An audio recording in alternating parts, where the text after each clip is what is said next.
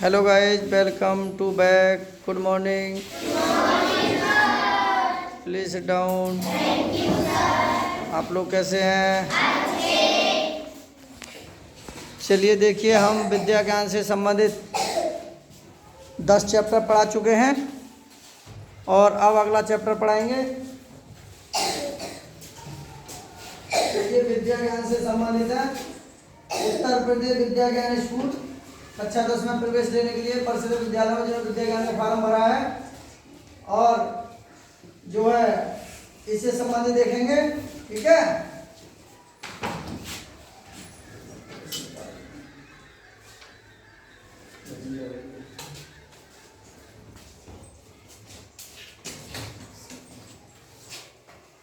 तो देखिए हम चैप्टर नंबर 11 है। चैप्टर का सजीव जगत क्या है? सजीव जगत। हम 10 नंबर अध्याय नंबर 10 पढ़ा चुके हैं। अब देखिए इसे जानेंगे।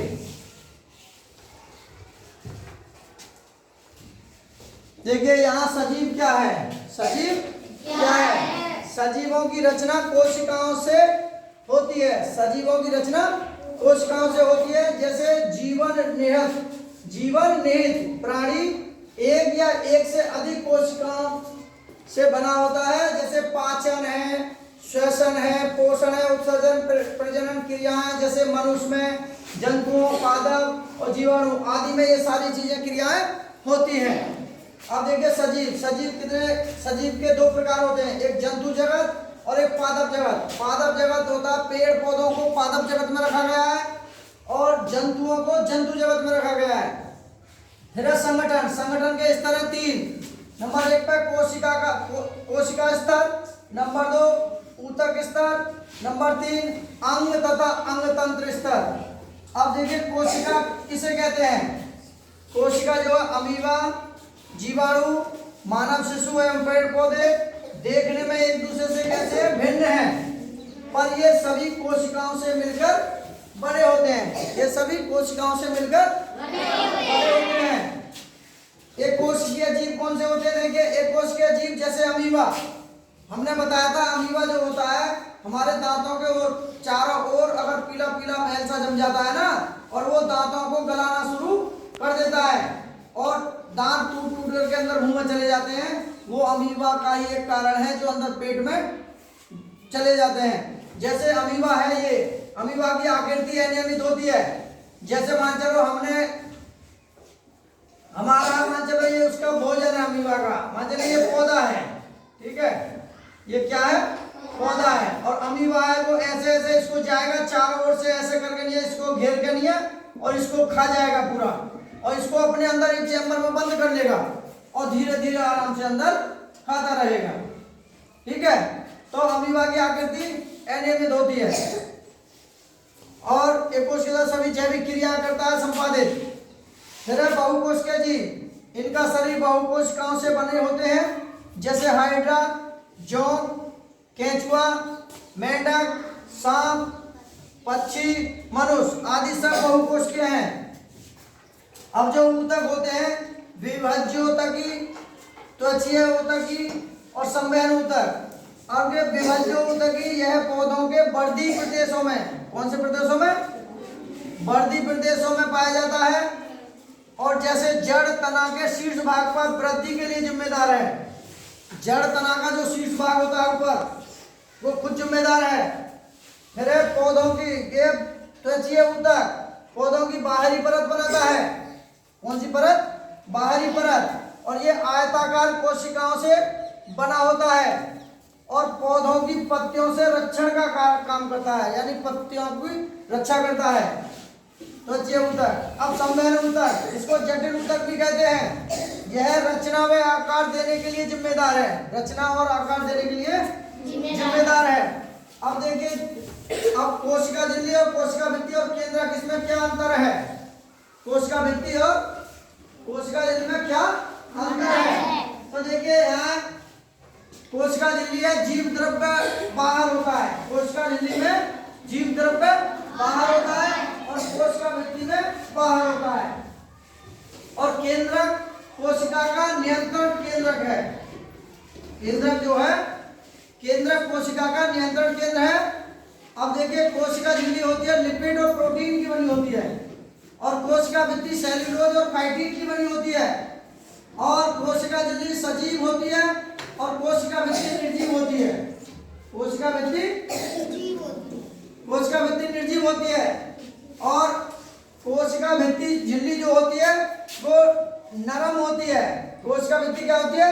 नरम और लचीली होती है, और कोशिका भित्ति दृढ़ और कठोर होती है। दृढ़ और कठोर होती है। अब केंद्रक की खोज रॉबर्ट ब्राउन ने 1831 में ईस्वी में की थी, और इसकी संरचना गोलाकार रूप में होती है, और केंद्रक कोशिका के विकास और प्रजनन को कंट्रोल करता है। ठीक है, अब देखिए इसमें ये हम सब बता चुके हैं, और एक बार देखिए किन किन की समझ में आया? हाथ खड़े करें, ताली बजाइए एक बार जोरदार। समझ में आया? चीजें हैं और ध्यान से सुनेंगे। जैसे हमारा है पहला क्वेश्चन है, एक छात्र ने कुछ बीज एक प्लेट में रखकर उसमें पानी भर दिया। एक छात्र ने कुछ बीज प्लेट में रखकर क्या भर दिया? पानी। क्या भर दिया? पानी। लेकिन कुछ समय पश्चात कुछ बीज पानी के ऊपर तैरने लगे। कुछ समय पश्चात कुछ बीज पानी के ऊपर तैरने लगे। क्यों? क्योंकि क्यों तैरने लगे? किसको पता है क्यों तैरने लगे? हाँ, दीपिका बता, क्यों तैरने लगे? क्योंकि वो खोखले थे। जोरदार ताली बजाइए। दीपिका प्रिंस खड़ा जा। क्यों? और दूसरा कारण क्या हो सकता है? क्योंकि वो टूटे हुए और खराब थे। क्योंकि वो टूटे हुए और खराब थे। ताली बजाइए। हाँ, खड़ो रे। और क्या कारण था? खोखले तो बता दिया। नहीं, तू बता रहे? हल्के थे। क्या बात है? देखिए बैठ जा। बीज हमने बताया कि अगर वो तैर रहे हैं तो उनका क्या कारण हो सकता है? नंबर 1 बीज अंदर से खोखले थे, नंबर 2 बीज हल्के थे, नंबर 3 और खराब थे। तीनों कारण तुमने सही बताया। आपका जवाब सही था। फिर अगला क्वेश्चन है कि सर्दी के मौसम में सामान्यतः छोटे बच्चों को जुकाम या खांसी हो जाता है। आजकल मौसम ठंडा हो रहा है और घर में छोटे छोटे बच्चे बीमार हो रहे हैं। सर्दी और खांसी निमोनिया हो रहा है। वो किससे हो रहा है? कौन बताएगा? कवक से, विषाणु से, जीवाणु से? किससे हो रहा है?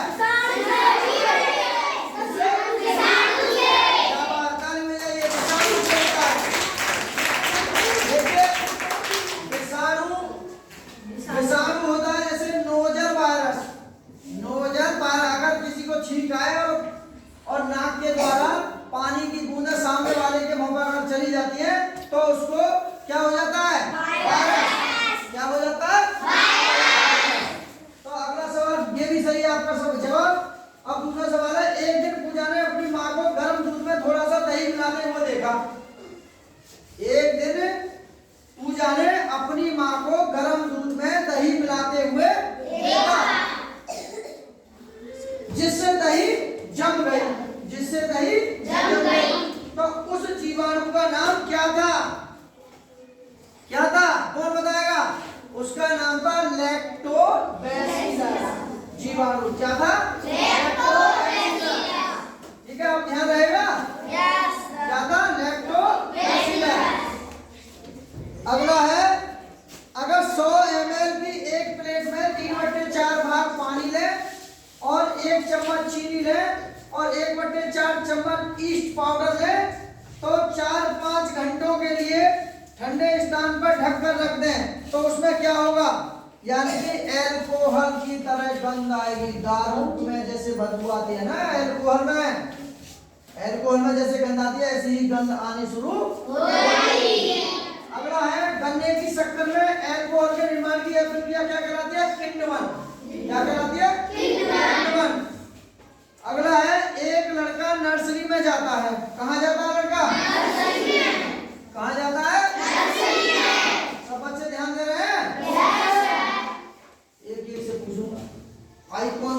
इन ब्लैक बोर्ड या आई कॉन्टैक्ट इन मिस्टर महेश।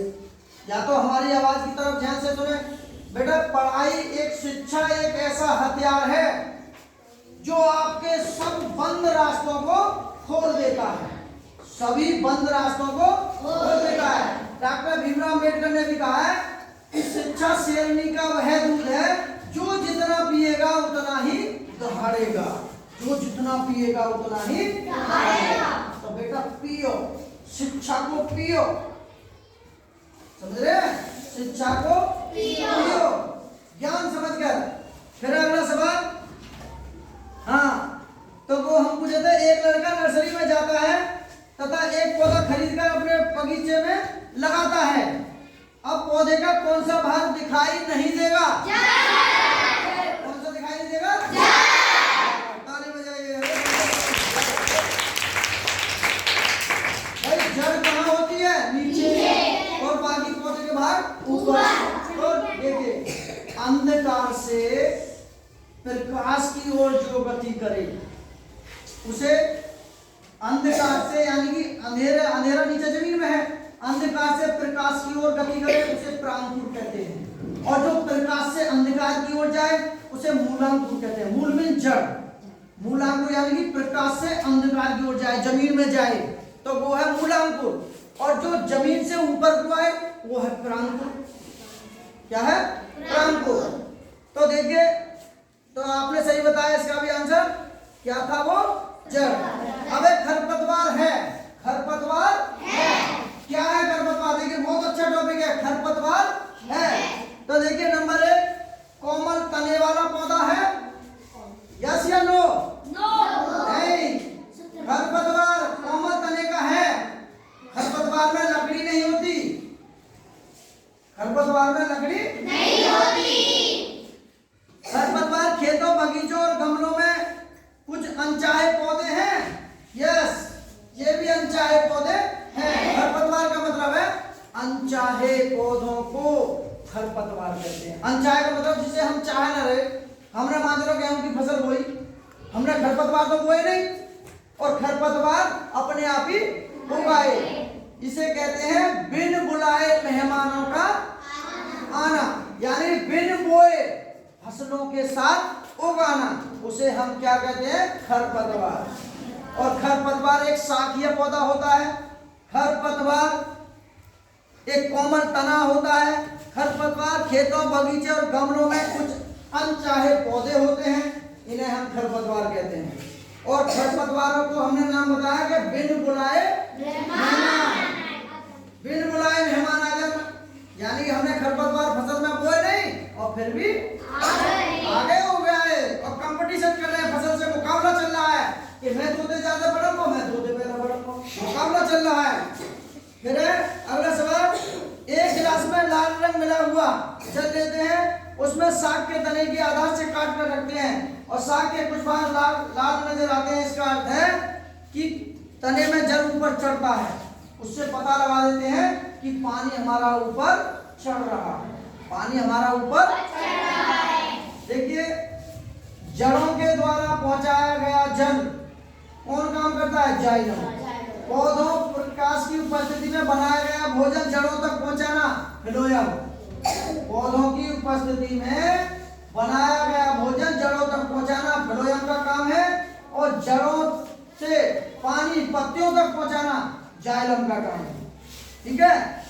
फिर एक कमरे की खिड़की जिसे दिन के समय धूप आती हो और पास एक पौधा लगा हो, यह पौधा खिड़की की ओर झुक जाता है।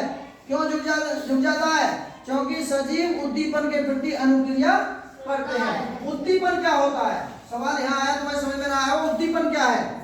देखिए, उद्दीपन है पौधे जो होते हैं वो प्रकाश की उपस्थिति में क्या करते हैं? गति।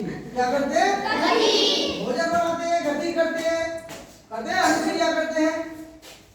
और जैसे तिलचट्टा है, तिलचट्टा प्रकाश से दूर भागता है और अंधेरे में झुककर आपके जीवन को नुकसान पहुंचाता है, नहीं पहुंचाता।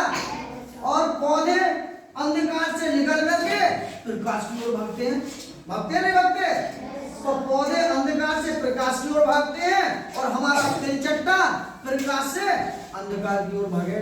वो प्रकाश से भागता है और पौधा प्रकाश की ओर भागते हैं। फिर मान के चलिए केंचुआ है, केंचुआ प्रकाश से दूर भाग जाता है। केंचुआ देखा है टेढ़ोया, जो पशु किसानों का क्या है? मित्र। केंचुआ किसानों का क्या है? मित्र, क्योंकि भूमि की उर्वरा शक्ति को बढ़ाता है। और केंचुआ हमेशा प्रकाश से दूर भागता है, अंधेरे में रहना, खारे में रहना पसंद करता है। अगला है, यदि कौन सा किसी परिवेश का जैविक घटक नहीं है, चट्टान हमारा क्या नहीं है?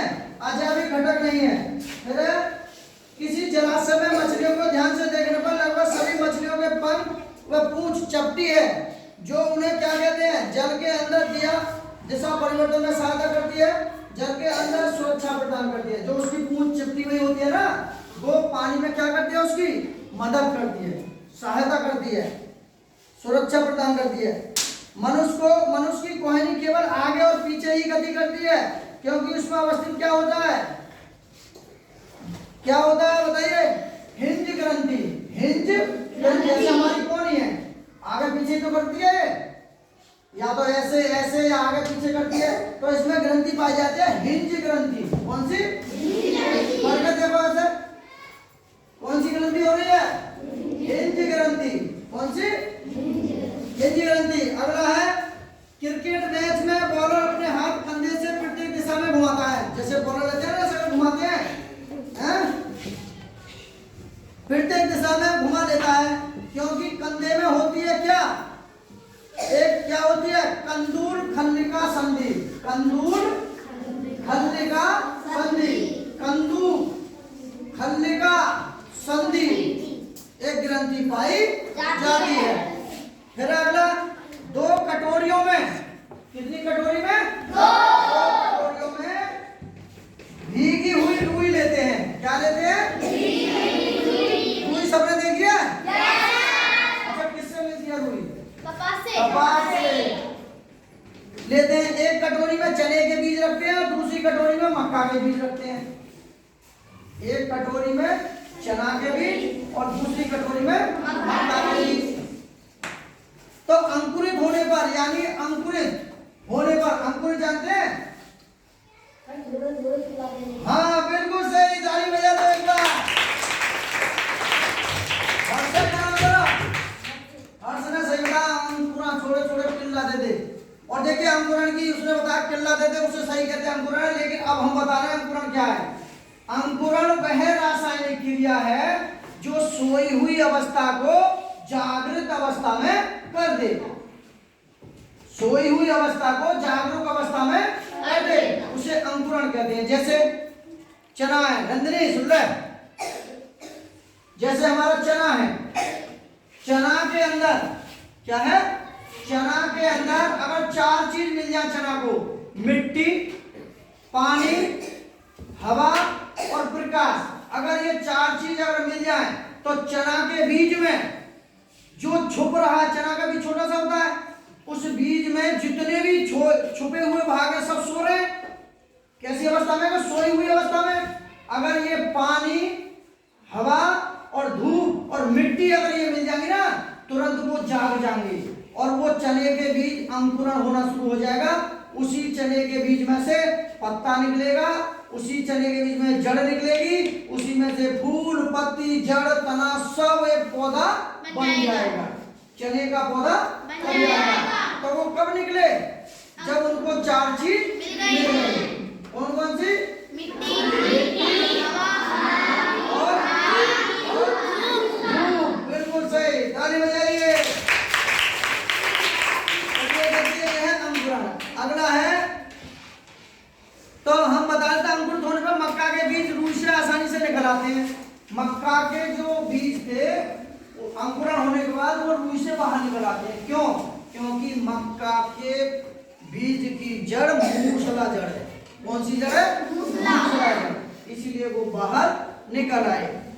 किसी पौधे की पत्ती वाला शाखा को एक पॉलीथीन से ढककर बांध देने पर पॉलीथीन के आंतरिक पृष्ठ पर जल की बूंदें दिखाई देती हैं। यह क्रिया क्या कहलाती है? वाष्पोत्सर्जन। क्या कहलाती है? वाष्पोत्सर्जन। जब पॉलीथीन के बाहर बूंद सी जम जाती है ना छोटी छोटी, तो हम कहते हैं वाष्पोत्सर्जन की क्रिया हो रही है। फिर रमा ने अपनी माँ को अनाज रखे लोहे के एक ड्रम में नीम की सूखी पत्तियां रखते हुए देखा। किसने देखा? रमा ने। किसने देखा? रमा ने।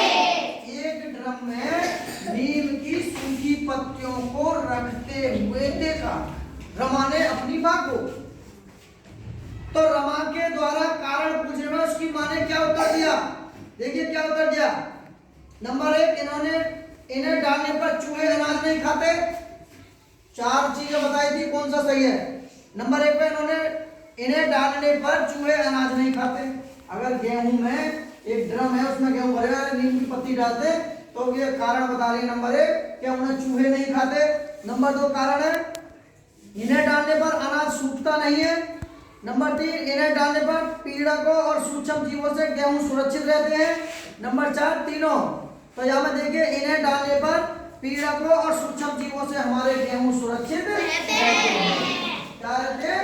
सुरक्षित। उनमें पाई या घुन नहीं लगेगा। पाई या घुन नहीं लगेगा। आप भी सीख लें, आप पढ़ने आ रहे हैं। अगर घर गेहूं ड्रम में भर कर रखने हैं तो सूखे नीम की पत्तियों को उसमें डाल दें तो आपके गेहूं हानि होने से, नुकसान होने से बच जाएंगे। ना तो उसमें घुन लगेगा और ना उसमें लगेगी पाई। ठीक है, अब ध्यान रहेगा। अगला सवाल है, कौन सी खाद से होने वाला लाभ नहीं है? नहीं है, मिट्टी की जलधारण क्षमता में कमी होती है। यही नहीं है। नहीं का मतलब है नहीं नहीं है। मने करो कमी और वहां कुछ और नहीं। तो इसका मतलब यही है कि कौन से खाद से होने वाला लाभ नहीं है? मिट्टी की जलधारण क्षमता में कमी होती है, यही इसका लाभ नहीं है। पादपों में खाद्य पदार्थों का संश्लेषण किस भाग के द्वारा होता है? पौधों में जो खाद्य संश्लेषण, जो पौधा अपने भोजन बनाते हैं, किससे बनाते हैं? जड़ से, तना से, पत्तियों से?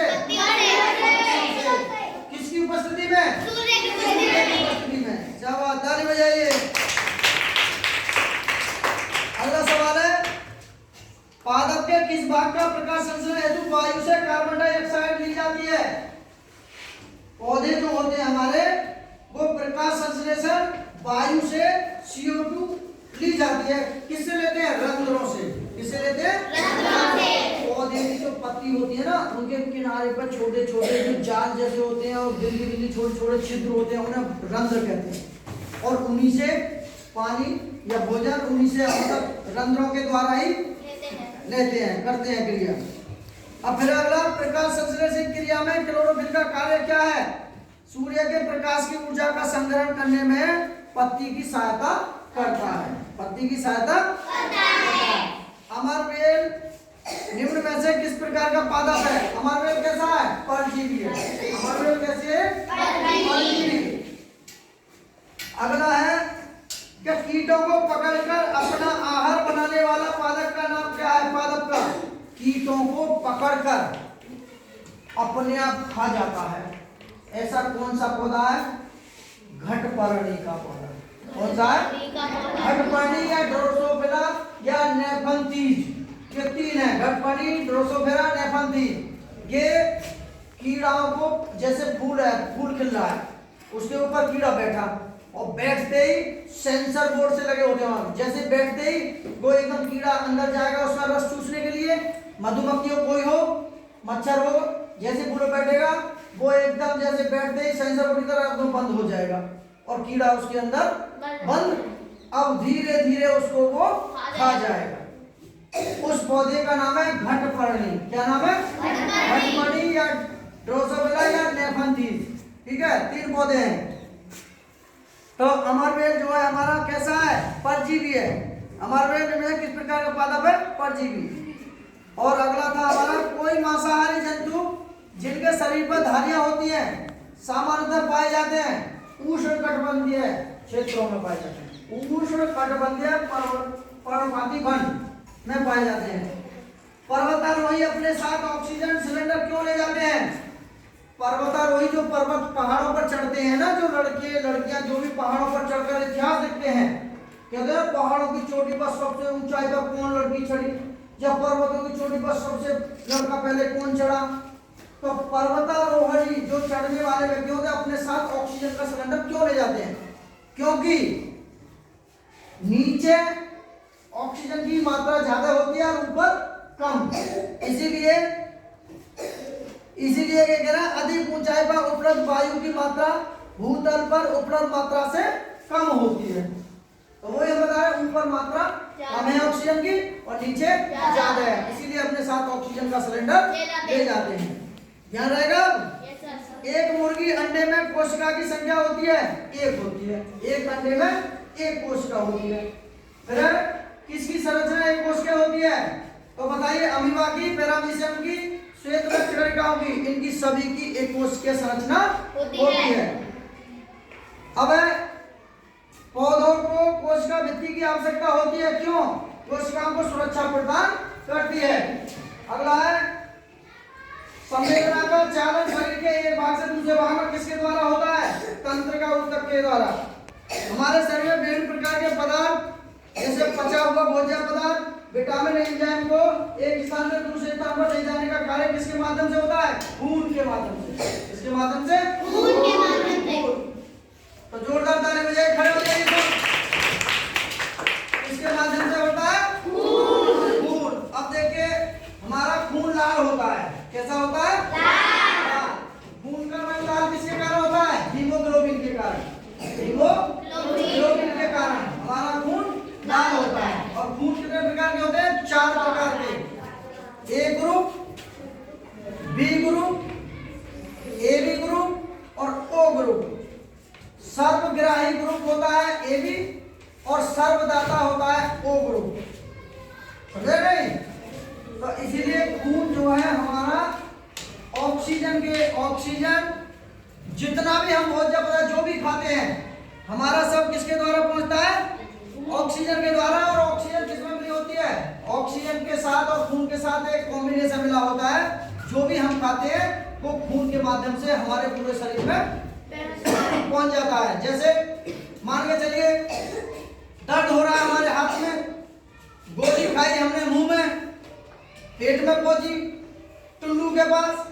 अब जैसे ही गोली अंदर घुलेगी तो हमारा हमारा ब्लड, खून ऑक्सीजन के साथ जाएगा और वहां गोली जो हमने खाई है उसके अवशेषों को, जो भी उसमें मिला हुआ उसे ले जाएगा और यहाँ तक लाके रख देगा और हमारा दर्द बंद हो जाएगा। तो किसके साथ हुआ ये? रुधिर के साथ।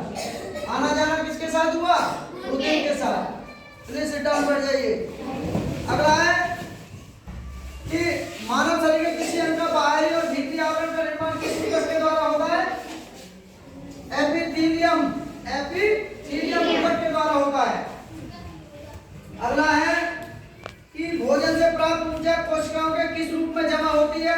ये कार्बनिक यौगिक के रूप में। किसके रूप में? कार्बनिक यौगिक के रूप में।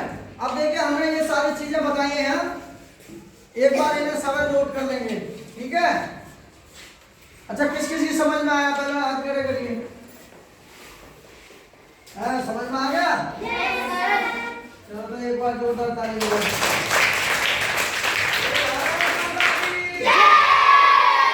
आया मजा? अरे झूठ बोले निकम्मे हो, इतने ठंडे हो। देखिए, मैंने इतनी मेहनत से आपको पढ़ाया है, बहुत मेहनत। यहाँ में एक भी क्वेश्चन नहीं छूटेगा जो बच्चे तैयारी कर रहे हैं, ठीक है? और आसानी से सब क्वेश्चन मिलेंगे। तो देखिए, अगर वीडियो अच्छी लगी हो तो हमारे अपने दोस्तों को शेयर कर दें और लाइक करें, सब्सक्राइब। Okay, bye.